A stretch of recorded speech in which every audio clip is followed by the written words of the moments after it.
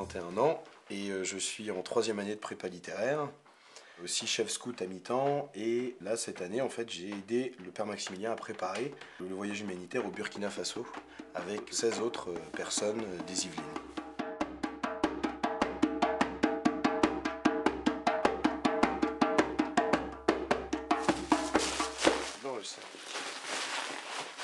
L'idéal, c'est que ça ne dépasse pas 23 kilos.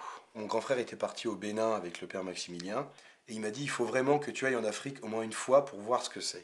Et j'avais dit au père Maximilien, si jamais tu as besoin d'aide pour un voyage humanitaire, je serai là.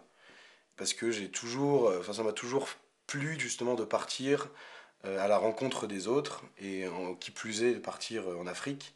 Donc c'est vraiment l'attirance pour l'étranger, pour l'aide, le goût de l'aventure un petit peu aussi. Qu'est-ce qui t'attire dans cette rencontre? Les journées nationales de la jeunesse burkinabèse qu'on fait du 2 justement au 5 août où les jeunes burkinabés chrétiens se retrouvent à Banfora pour fêter, comme les JMJ, leur appartenance à la foi chrétienne. En tant que délégation étrangère, on va aussi rencontrer ces jeunes burkinabés. Et ce qui m'attire aussi, c'est de partir rendre des services dans des villages aux alentours de Banfora. Et donc là, on va dormir dans les familles. Normalement, c'est un par famille. Donc c'est excellent. On va pouvoir vraiment toucher du doigt la culture burkinabèse et les modes de vie et les personnes. L'aspect rencontre, pour moi, c'est ça. Frédéric, tu viens de rentrer du Burkina. C'est ça. Ouais. Comment ça s'est passé? Ça s'est très très bien passé au niveau de l'ambiance au sein du groupe. Comme on était un petit groupe de 16, entre 20 et 25 ans, on s'est tout de suite bien entendu, ce qui fait que le voyage a été génial. Et puis même au niveau du paysage, du pays, des gens, c'est excellent. Il y avait deux parties dans ce voyage. Il y avait la partie JNJ, donc à Banfora, c'est au sud du Burkina Faso, où là on a tout de suite été très bien accueillis par à la fois la congrégation religieuse qui nous accueillait sur place, et on a été aussi très bien accueillis par les jeunes qui étaient sur le lieu des JNJ en fait. Que disent les jeunes catholiques rencontrés là-bas? Beaucoup de questions sur les autres religions, notamment parce qu'au Burkina, il y a une majorité de musulmans et une minorité de chrétiens. Donc il y avait beaucoup de questions qui tournaient autour de l'entente entre les religions. Et il y avait beaucoup de questions sur la foi aussi, sur le futur et des choses comme ça. C'est impressionnant d'arriver et de voir qu'il y a vraiment un échange entre les musulmans et entre les catholiques. Par exemple, d'inviter des musulmans à venir fêter le 15 août et que les musulmans nous invitent à venir fêter l'Aïd. Moi, ça m'a beaucoup marqué parce que c'est inattendu un petit peu. Mais avec les problèmes qu'il y a eu au Mali, certains, en tout cas de la jeunesse, ont peur que ça dégénère aussi au Burkina Faso. Ils se posent beaucoup de questions sur leur place dans l'Église, sur l'Église aussi, sur leur foi, parce qu'ils se rendent compte qu'en Europe, la place de l'Église est beaucoup remise en cause. On a eu un moment où on a échangé avec les jeunes, et il y a un jeune qui nous a posé cette question. Mais vous, en France, vous croyez de moins en moins en Dieu. Comment on sait, nous, si on est sur la bonne voie, en fait?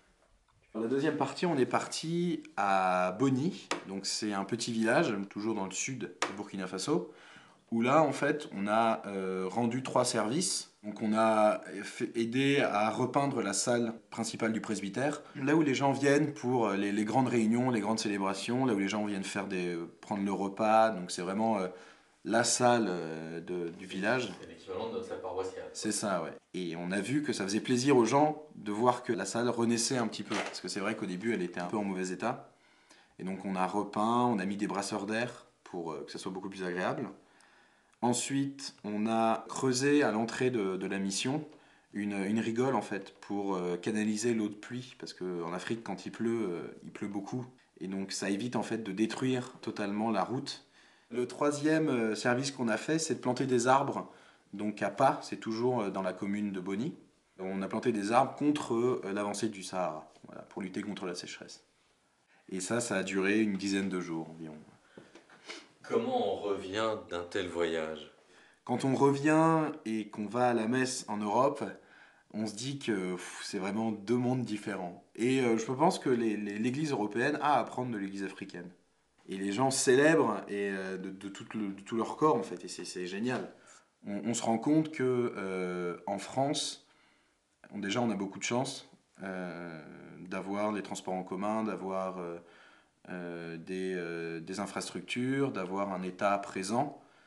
On se rend compte aussi d'avoir l'électricité, l'eau courante. Comment c'est l'eau courante là-bas? L'eau courante en Afrique, c'est marcher 50 mètres pour aller chercher de l'eau dans un puits et revenir. C'est ça l'eau courante en Afrique. Là où j'étais, dans ma famille, il n'y avait pas l'électricité. Ce genre de voyage, ça fait beaucoup réfléchir sur notre mode de vie et sur la façon dont on pourrait changer notre mode de vie. Éviter de gâcher de la nourriture alors qu'il y en a qui n'en ont pas, et choses comme ça. Ça peut déjà aider. Et toi, tu en récupères aussi autre chose? Beaucoup de souvenirs et puis beaucoup de sourires en fait, de gens qui nous ont dit merci de ce qu'on a fait.